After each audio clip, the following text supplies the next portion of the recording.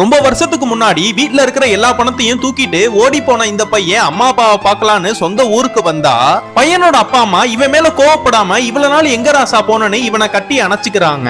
இவரு ரொம்ப நாள் கழிச்சு வீட்டுக்கு வந்தனால இவரு படுக்கிறதுக்கு பாய், கால்ல போட்டுக்கிறதுக்கு செருப்பு, புது சட்டை, துணிமணின்னு எல்லாமே அவங்க அப்பா கூட்டிட்டு போய் வாங்கி தராரு.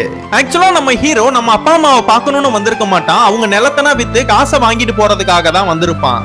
உங்க பேர்ல இருக்கிற நிலத்தனா வித்துட்டு எனக்கு 1 லட்சம் ரூபாய் பணம் மட்டும் கொடுங்கன்னு சொன்னதுமே நம்ம பையன் நம்மள பாக்குறதுக்காக வரல, காசுக்காக தான் வந்திருக்கான்னு அவங்க அப்பாவும் அழுக ஆரம்பிச்சிடுறாரு. அப்புறமா தெரியுது அந்த ஊர்ல இருக்கிற ஒரு பேங்க்காரன் இவங்க எல்லாருக்குமே டிராக்டர் வாங்குறதுக்காக லோன் கொடுத்து அதுக்கு அடமானமா அந்த லேண்டோட பத்திரத்தை நான் வாங்கி இருக்கான். இவங்க லோன் வாங்கினதுக்கு சரியா வட்டி கட்ட முடியாதனால அந்த லேண்டையும் ஜப்தி பண்ணிடுறாங்க.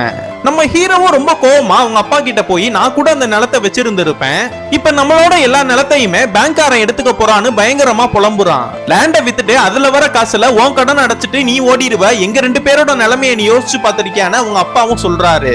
நம்ம ஹீரோவால என்ன பேசுறதுனே தெரியாம இவன் அந்த இடத்தை விட்டு கோச்சிட்டு கிளம்பிடுறான். நம்ம ஹீரோட அப்பாவும் மறுபடியும் நம்மளை விட்டு பிரிஞ்சு ஓடிடுவானோன்னு பின்னாடியே ஓடி வந்து கையில இருக்கிற அந்த 4000 ரூபாவை செலவுக்கு வச்சுக்கோன்னு கையில தராரு. அப்பா அம்மாவை சமாதானப்படுத்துறதுக்காக ஒய்ஃபனா வீட்டுக்கு கூட்டிட்டு வருவான். வீட்டுக்கு வந்து பார்த்தா லேண்ட ஜப்தி பண்ண போறத நினைச்சு பையனை பத்தியும் கவலைப்பட்டு நைட்டு தூங்கும் போதே இறந்து போயிருப்பாரு. இதுக்கப்புறம் என்ன ஆச்சுன்னு உங்களுக்கு தெரியணும்னா கீழே கமெண்ட் பாக்ஸ்ல பார்ட் 3ன்னு போட்டு போங்க.